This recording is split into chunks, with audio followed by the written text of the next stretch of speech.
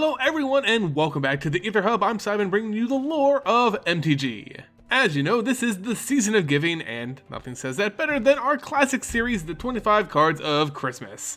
That's right, we're going to bring you 25 videos in the month of December, all about some of the greatest legends and commanders that make up our favorite game. And guess what? You, the fans, will have a chance to win each and every one of their cards. Of course, we want to give a huge shout out to those in the Vorthos army supporting us on Patreon. You make this possible, and you'll have a little something extra in your stockings for being so very good. If you too want to join the fun and support the channel, consider checking the link in the description box below. And with that, let's take a look at today's topic. For today's video, we got a controversial one. Not controversial like cheating in a tournament, but rather in a way that some people like this card and some people like me find it infuriating. Let's dive into the lore of one of the most infamous gods, the Scarab God. Now this was a powerhouse of a card that shaped a lot of playgroups, especially as a commander. He's leading loads of zombified friends in commander groups all over, and it's become a real thorn in my side personally. But despite that, in the spirit of good sportsmanship, I've decided to give the Scarab God players more of a reason to play this card. Its story and background. It pains me, but let's get to it. Okay, so the Scarab God, who debuted as a trilogy of gods in Hour of Devastation, is actually a tool of the would-be god pharaoh of Amonkhet, Nicol Bolas. So if you know much about the story of Amonkhet, when we went there for those two sets, you would know that the plane was really strange when the Gatewatch first arrived.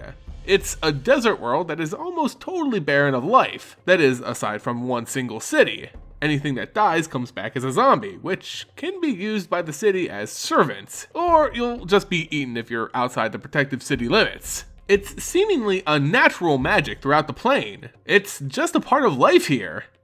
Anyway, the races here worshipped gods who seem to mean well, and they spend all of their time training for these gods' trials, all to end up dead and laid to rest in a necropolis. The reward being a chance to meet and fight for the god pharaoh Nicol Bolas once he returns. I don't know, sounds like a pretty crummy reward to me. Cause as we know, Nicol Bolas is a big fat liar. You can easily imagine this was all just a scheme to his benefit. The Gatewatch uncovered that Nicol Bolas literally reshaped Amonkhet, killing all the adults on this world and reprogramming the gods to serve his interests. That being to build up a personal, loyal, zombified army for when he needed them. To the people who grew up on this world, and the good gods, you know, the non-insect ones, they were just doing what they knew was right, what was true, not knowing that their lives were basically on farm by an evil dragon planeswalker. We don't see the Scarab God until Nicol Bolas finally shows up, and spoilers, it wasn't a happy reunion. While many denizens looked at him as a god and welcomed his arrival, the dragon cared little about the world he built and systematically went about destroying it. Specifically, he had come to claim what was his, the army he had the people and the gods train for, what he referred to as the Eternals. The Eternals are those Amonkhet heroes who passed the rigorous trials and became embalmed in the ancient necropolis. They were covered in a layer of lazotap, an ancient blue metallic substance, leaving no organic material behind, and what remained was a finely tuned killing machine loyal to only Bolas. This is where we see the bad gods, the insect gods who existed on Amonkhet when Bolas first arrived. We have no idea what their original purposes were before Bolas, but unlike the other gods, Bolas warped these three in particular in an extreme way. Keeping them locked away until his return, the Scorpion God was charged with killing the other good gods, who Bolas feared would turn against his destructive return. The Scorpion God was very successful in this task, by the way. The Locust God summoned a swarm of bugs that ate the magical protective barrier of the city, a shield known as the Heckma. And our topic of discussion, the Scarab God, was in charge of running the necropolis itself. Using its unique magic, the Scarab God secretly built his Lazotep zombified army for Bolas and led them out of the necropolis upon his return, explaining all his zombie-making abilities on the actual card, and why I hate it so very, very much. Needless to say, the arrival of Bolas and these three insect gods, including old Scarab here, spelled the end of Amonkhet.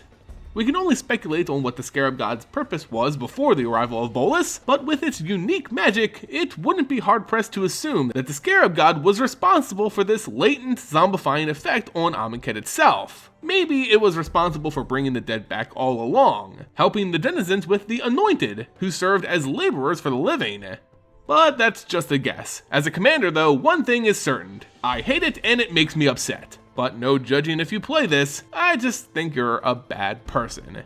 Anyway, don't unsub just yet, because as with all the videos this December, you can enter for a chance to win a copy of The Scarab God just by following the Gleam link in the video's description below. You can also show your support for the channel by leaving a comment and a like on the video. And of course, wrapping it all up in a big bow by sharing it with your friends. We also want to end this video again by thanking the patrons in the Vorthos army. You guys really are what allows this channel to keep going.